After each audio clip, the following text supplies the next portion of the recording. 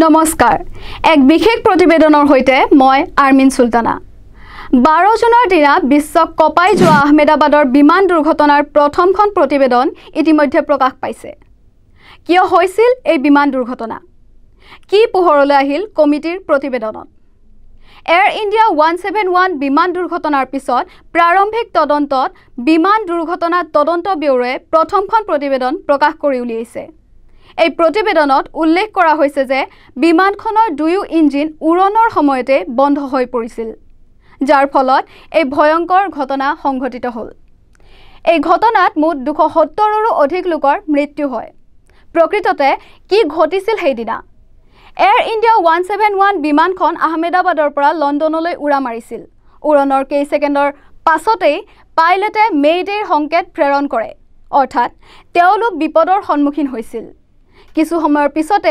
বিমানখনে নিয়ন্ত্ৰণ হেৰুৱাই জনবসতিপূৰ্ণ এলেকাত তথা ৰানৱেৰ পৰা 1.5 কিলোমিটাৰ দূৰত পৰি সম্পূৰ্ণৰূপে বিধ্বস্ত হৈ পৰে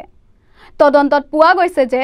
ব্লেক বক্স য'ত পাইলটৰ সকলো কথোপকথনৰ লগতে বিমানখনত সেই সময়ত সকলো ঘটনাৰ তথ্য আছিল পাইলটে মেডে বুলি কোৱাৰ শব্দ শুনা গৈছিল তেওঁলোকে এই সকলোবোৰ পৰীক্ষা কৰে বিশেষজ্ঞসকলৰ মতে বিমানখনৰ দুয়োটা ইঞ্জিন একেলগে বন্ধ হৈছিল যান্ত্ৰিক শক্তি হেৰুৱাৰ পাছত পাইলটে RAT অৰ্থাৎ ৰেম এয়াৰ টাৰবাইন নামে এক ইমাৰ্জেন্সি যন্ত্ৰ বাহিৰলৈ উলিয়াই দিছিল এই RAT নামৰ যন্ত্ৰটো ভয়ংকৰ বিপদৰ সময়ত ইলেক্ট্ৰিক শক্তি যোগাবলৈ ব্যৱহাৰ কৰা হয় তথাপি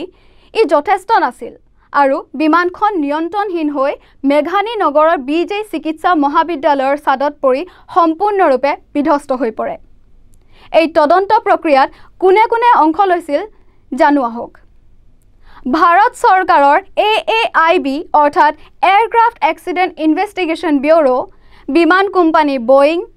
ইঞ্জিন প্ৰস্তুতকাৰী GE aerospace the aircraft accident investigation bureau আৰু আমেৰিকাৰ ৰাষ্ট্ৰীয় দুৰ্ঘটনা তদন্ত সংস্থা চমুকৈ NTSB-য়ে এই প্ৰাৰম্ভিক প্ৰতিবেদন এখন সতৰ্কবাণী স্বৰূপ